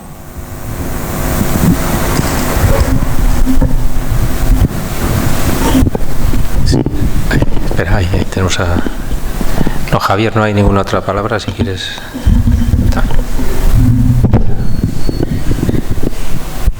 Si es así, pregunto, sí. Sí, sí. Bueno, a mí me interesan dos cosas. Una, venimos escuchando mucho que los discípulos de Jesús llegaron a sentirlo vivo leyendo, entre otras cosas, el poema del siervo de Yahvé de Isaías. Me gustaría mucho que habléis de eso, porque da mucha conexión, ¿no? Y la otra cuestión que me importa mucho también es, claro, se dice, ¿no? Jesús predicó el reino de Dios y luego vino la Iglesia. Claro, Pablo parece que está formando comunidades. ¿Cómo eran esas comunidades? ¿Cómo consideraban a Jesús esas comunidades? ¿Y cómo se reunían, se organizaban esas primeras comunidades?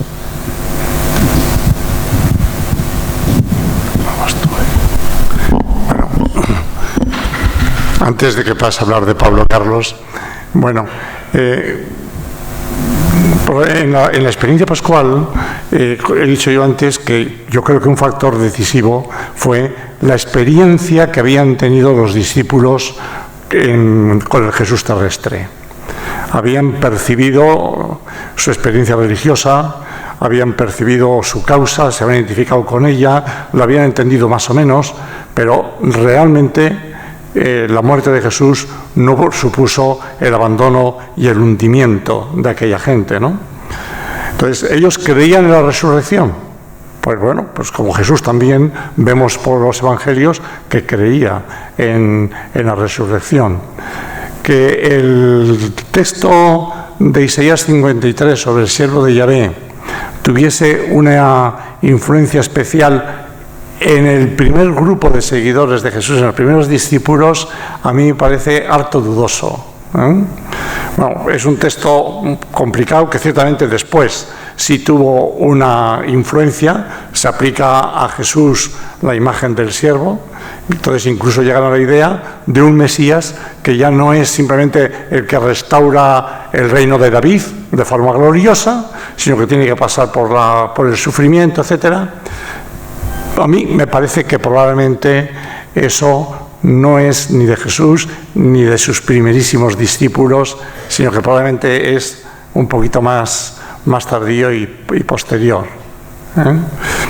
Después habías dicho una segunda cosa. ¿Cómo se organizaban las primeras comunidades? No. Sí. Sí, la frase esta famosa, que es de Loisy, ¿no? Decía, bueno, Jesús predica el reino, después vino la Iglesia. Bueno, primero hay que hacer justicia a lo así. Lo así, sabéis que pues era un sacerdote católico, exégeta, en la crisis modernista pues fue condenado. Ahora se ha descubierto el diario de lo así, 2000 páginas, ¿no? Y yo creo que a lo así se le va a reivindicar y yo creo que a cualquier día se la canoniza, ¿no? Porque fue un hombre que realmente aceptó, bueno, las condenas, se sometió mucho a la Iglesia, pero él mantuvo sus ideas. Claro, hoy cuando empezamos a leer nos damos cuenta de que sus ideas, bueno, pues eran precursoras en su tiempo, pero que estaban bastante... Y de hecho, cuando él decía, Jesús anuncia el reino de Dios y lo que vino fue la Iglesia, era en polémica con Harnack, porque él consideraba absolutamente legítimo el que viniese a la Iglesia. Lo que estaba diciéndolo así era, Jesús no hizo unos decretos fundacionales de la Iglesia, lo que hoy decimos todos. Entonces, en ese sentido, la frase, pues habría que recuperarla de una manera, pues, que digo yo, para hacer justicia a quien primero la pronunció. Y efectivamente, bueno, pues ahora hablar de las comunidades cristianas, Carlos, es decir, las comunidades cristianas primitivas yo creo que están al servicio del reino de Dios, esperando la llegada del reino de Dios. Es decir, durante bastantes años viven en lo que se llama una tensión escatológica. El texto más antiguo que encontramos en el Nuevo Testamento, la oración más antigua, es el Maranatha, ven Señor Jesús, esperan que el Señor regrese, pero es que la parusía del Señor será la plenitud del reino de Dios, porque han ido descubriendo a lo largo de la vida de Jesús que la persona de Jesús es inseparable del reino de Dios. Hay una identificación del reino de Dios y de la persona de Jesús. Entonces, cuando ellos dicen Maranatha, ven Señor, están implorando, venga tu reino, porque el reino de Dios tiene que venir con Jesús, porque Jesús ha sido realmente el gran instrumento del reino de Dios. Ellos han descubierto la presencia del reino de Dios a través del ministerio de Jesús, y las primerísimas comunidades cristianas, por lo menos muchas de ellas, la de Jerusalén, pues están caracterizadas por esa tensión escatológica de que esperan que venga el reino de Dios. Es decir, la comunidad tiene muchas características de fraternidad, de compartir, pero una característica muy importante en las más primitivas creo que es que se entienden estar al servicio del reino de Dios, esperando el reino de Dios y como acicates sociales del reino de Dios, que tiene que ser una transformación de la sociedad y del estilo de vida. Pero claro, las comunidades cristianas son muy plurales, no son lo mismo las comunidades juánicas, mucho más introvertidas, fraternas, pero sin dinámica misionera, o las comunidades paulinas que, bueno, pues Carlos dirá, pero parece que tenían una dinámica misionera, ¿no? Pablo había sido un gran misionero, ¿no?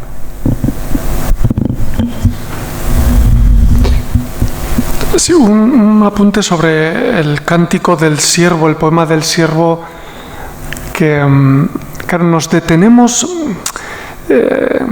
Los poemas del siervo son 4. Sin embargo, cuando hablamos de los poemas del siervo, parece que identificamos únicamente el tercero, que efectivamente ha tenido un peso especialmente significativo, ¿no? El del capítulo 53 de Isaías, que ha tenido un gran peso. Sin embargo, yo creo que hay que leer ese cuarto cántico en relación a los otros 3, porque sin esos se entiende mal el tercero y podría llevarnos a una malinterpretación. Por ejemplo, Pablo no menciona literalmente nunca ninguno de los cánticos del siervo. Literalmente, nunca. Hay alguna duda sobre si algún texto en la carta a los romanos, que si lo cita o no lo cita. Pero resulta muy llamativo que un texto que después sí efectivamente tuvo mucho peso, como en la primera carta de Pedro, por ejemplo, que en algunas tradiciones sí lo tuvo, y que probablemente en Damasco, con los que él tuvo relación, sí tuvo peso, él no lo incorporó como un texto de peso para desarrollar su teología. Y a mí eso me parece muy significativo, porque del mismo modo que ese cántico del siervo sirve para responder a la pregunta de quién era el crucificado y por qué murió Jesús en la cruz, y la respuesta fue porque estaba en el plan de Dios. Y de este modo se respondía a una pregunta muy inquietante, y es si Jesús había muerto en la cruz accidentalmente en contra de la voluntad de Dios o había muerto de acuerdo a la voluntad de Dios. Entonces el cántico del siervo apuntaba hacia la segunda. Pero claro, ustedes entenderán inmediatamente que esa respuesta plantea unas preguntas mucho más incómodas, como por ejemplo, ¿qué Dios es este que necesita para perdonar la muerte de una víctima? ¿Cómo es este Dios que para perdonar pecados, para resarcirse, para desairarse, para compensar el daño hecho por los pecados, necesita la muerte violenta del Hijo más amado? Las preguntas que plantea teológicamente son de una enorme envergadura y muy complicadas de resolver. Y yo sospecho que Pablo algo vislumbró de esto, de las consecuencias negativas que tenía una identificación rápida e inmediata de Jesús con el siervo de Yahvé. Tenía sus ciertas ventajas, pero había que verlo en conjunto. Pablo cita otros cánticos, aparte del tercero. El capítulo 49, por ejemplo, a mí me parece que tiene más peso en Pablo. Respecto a cómo se organizaban las comunidades, la verdad que no sé si... Es decir, es difícil responder porque Pablo tenía un horizonte muy limitado. Pablo no quiso organizar sus comunidades. Esta es la cuestión. Pablo funda unas asambleas con la idea de que pasado mañana desaparezcan las asambleas y el mundo, porque el Señor iba a venir, y si no es pasado mañana es la semana que viene. Luego, lo que él organiza es algo que tiene una fecha de caducidad pues muy temprana. De tal modo que él no establece mecanismos de organización más allá de unos mecanismos muy intuitivos, muy carismáticos, como por ejemplo, pues el recordarles quiénes son los miembros que han formado parte de esas asambleas. Cuando les recuerda en el capítulo 1 de la primera carta a los Corintios, les dice: mirad quiénes habéis sido llamados. Entre vosotros no hay ni muchos sabios, ni muchos nobles, ni muchos ricos. Mirad a lo que Dios ha llamado. Y lo que Dios ha llamado es lo que no cuenta en el mundo: los pobres, los ignorantes, los necios, los torpes, los que todo el mundo considera que no valen nada. Esos son los que Dios cree que valen más. Claro, esto, a la hora de organizar, por ejemplo, hoy una comunidad, es un desastre. Un desastre. Es decir, organiza un grupo intentando integrar a los más desgraciados, inútiles y necios que te encuentres. Prácticamente eso es un desastre. Ahora bien, si lo que quieres no es permanecer en el tiempo, ni ser un ejemplo de organización, si lo que quieres es dar un mensaje muy visual de quién es Dios y qué pretende hacer Dios del mundo, mira, igual entonces sí es eficaz. Lo mismo a la hora de organizarse. Pablo da mayor valor y preeminencia en las asambleas, dice, a los miembros que todos consideran los más torpes. Fíjense, si organizáramos nuestros grupos dando el liderazgo y la autoridad a los que todos consideramos los más necios y torpes. Imagínense que a los obispos se les nombrara en función de este criterio. Bueno, este es el chiste fácil. Pero claro, eso, pensando en la continuidad del tiempo, pues tampoco tiene fundamento. Pero, ¿y si lo que pretendía Pablo era que esas comunidades reflejaran como un espejo, esta es frase de él, el rostro de Dios? Bueno, claro, si lo que se pretendía era eso, entonces efectivamente sí. Unas comunidades en las que se le da más valor a los que menos valen en el mundo, es una llamada de atención, es una sacudida. Es un modo de decir: mirad, aquí está Dios, así actúa Dios, esto es lo que Dios quiere.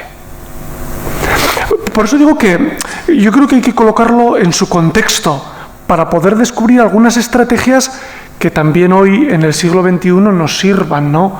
No plasmando y copiando corta-pega, no, eso no nos sirve. Pero sí quizás entrando en esta dinámica de descubrir que precisamente en la cruz de Jesús, en esa paradoja, está el principio de organización y de vida de las comunidades más valioso de todos. ¿Eso es un desastre? ¿Eso es una desorganización? Bueno, pues igual lo es.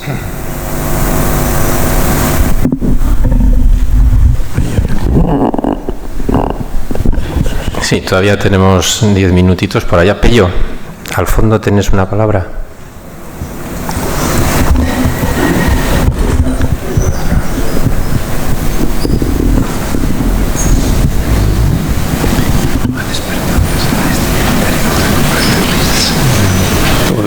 Sí.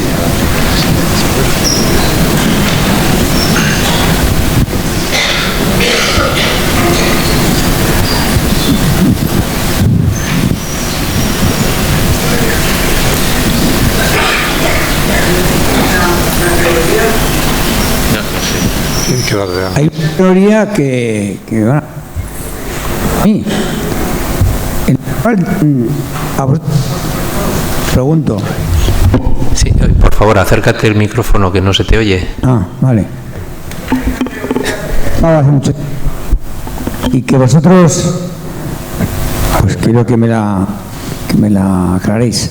Sí. Que es que esta iglesia que nosotros hemos conocido, que hemos vivido, supongo que será la misma anterior y la anterior, iglesia poder, esta iglesia tradicionalista, esta iglesia de un padre donde nos espera para juzgarnos y tal y cual, que eso se debe a Pablo, que no era la idea de la iglesia fundacional de Pedro, sino que esto era una teoría de Pablo. ¿Qué hay de ello? Pues ya lo he explicado. Sí, yo creo que han ido apareciendo pistas de respuesta a lo largo de la conferencia. Esas visiones quizás respondían a una visión, bueno, antagonista que quería presentar al cristianismo en oposición al judaísmo, y lo mismo en el cristianismo, esa visión antagonista que presentaba a Pedro y a Pablo enfrentados, y a uno se le hacía depender pues lo bueno y a otro lo malo. Bueno, históricamente Pablo y Pedro estuvieron enfrentados y representan formas de entender la fe en Jesús de modo diverso, pero convivieron y se respetaron mutuamente, con mucho conflicto. Tras su muerte, bueno, pues la memoria de ambos fue recuperada y reconstruida, y en buena parte transformada, tanto de Pablo como de Pedro, porque la reconstrucción de la memoria de Pedro no fue menor que la de Pablo.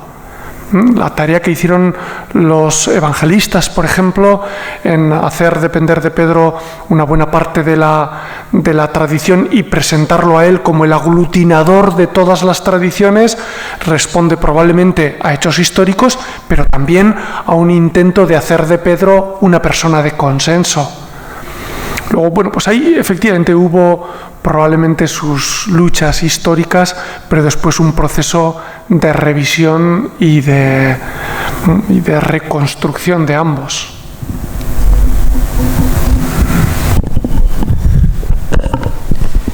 Bueno, si no hay nada más, antes de darle el último aplauso... sí, ¿hay alguna otra intervención aquí? Pello, en la segunda fila, tenemos todavía 5 minutos.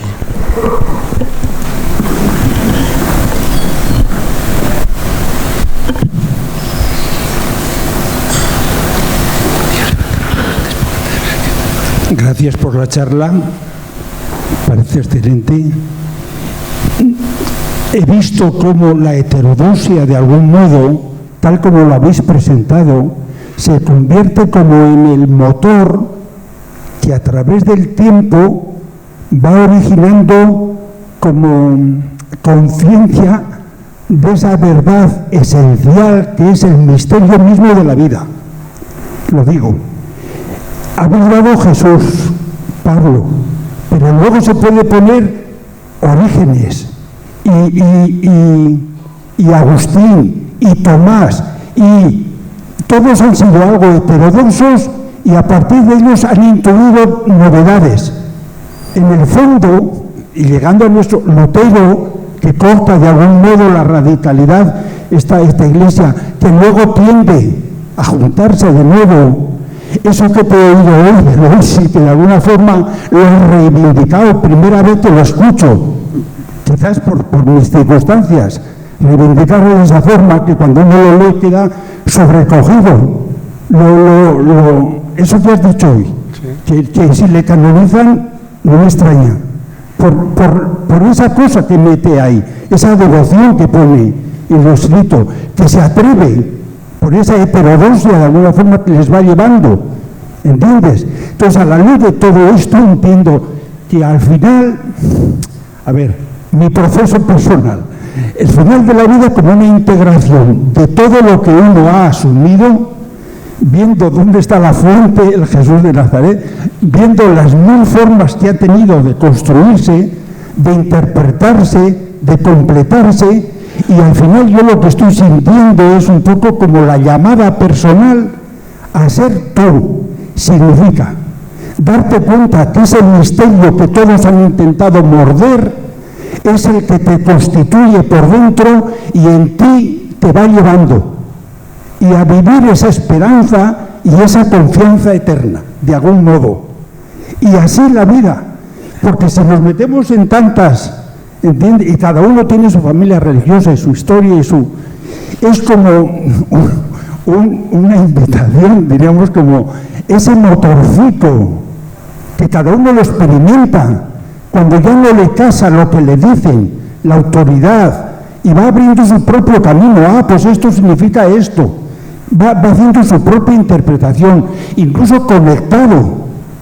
Fulano mira cómo lo dice, cómo lo interpreta, cómo lo ve. ¿Entiendes? No les pido pregunta concreta, sino si algo les sugiere todo esto a los dos. El motorcito de la heterodoxia como instrumento que la vida tiene para espabilarnos y hacer nuestro propio camino existencial, por decirlo así. Está claro. A ver. Bueno, yo estoy pues totalmente de acuerdo, creo que eso es lo que hemos intentado defender. Por supuesto que el heterodoxo puede equivocarse y puede despeñarse también, pero en principio la heterodoxia implica libertad, espíritu crítico, y es todo lo contrario al adocenamiento, a una... Pasa que muchas veces lo que las instituciones premian y valoran es la fidelidad acrítica, el servilismo, el halago al poder. El heterodoxo es todo lo contrario. Es libertad de espíritu, espíritu crítico, bueno, saber razonar por qué se dicen las cosas y naturalmente que pues abren vías nuevas. Pensemos, ayer hizo 50 años que terminó el Concilio Vaticano II. Bueno, pues el Concilio Vaticano II fue lo que fue, sin duda un revulsivo colosal en la vida de la Iglesia. Quizá ahora estamos retomando otra vez, después de unos años de penumbra, ¿no?, el espíritu del Concilio Vaticano II, pero en el origen del Vaticano II está el sufrimiento y el trabajo de auténticos heterodoxos que lo prepararon. Porque Sidebeck, Rahner, Congar, Cheny, todos ellos eran heterodoxos, habían sido condenados, habían sido marginados, y luego resulta que gracias a ellos se hizo el concilio, y que el concilio lo reivindicó, y que la heterodoxia de aquellos hombres y el espíritu libre de aquellos hombres fue lo que fecundó y movilizó, impulsó esa gran aventura de la Iglesia que fue el Vaticano II. El Vaticano II no lo hicieron los superortodoxos fieles de la curia vaticana, no, lo hizo toda esta otra gente, ¿no? Entonces, pues lo que pasa es que muchas veces el ser heterodoxo sin buscar un proyecto personal, sin intentar lucirte, no se trata de eso, ¿no? No se trata de una heterodoxia inmadura. Tienes que reconocer el heterodoxo que te puedes equivocar, pero bueno, la heterodoxia normalmente lo pagas caro, ¿eh? Bueno, Pablo y Jesús de alguna manera parece que fracasaron. Bueno, yo creo que al final, viendo las cosas con perspectiva, decimos, no fracasaron. Pero claro, tiene que estar dispuesto a pagarlo. Tiene sus costes personales. Ser libre tiene costes personales muy serios. Y en la Iglesia los tiene. Pero tenemos que reivindicar. Y por eso tenemos que hacer el elogio de la heterodoxia.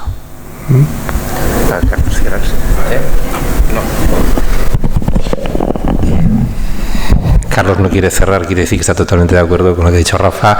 Antes del último aplauso, que creo que se lo merecen, recordaros, este viernes, no, espera un momentito, este viernes a las 7 en la parroquia San Alberto estáis invitados al encuentro de Adviento, que este año tiene el lema Navidad, señal y horizonte de esperanza. Ahora sí, un fuerte aplauso.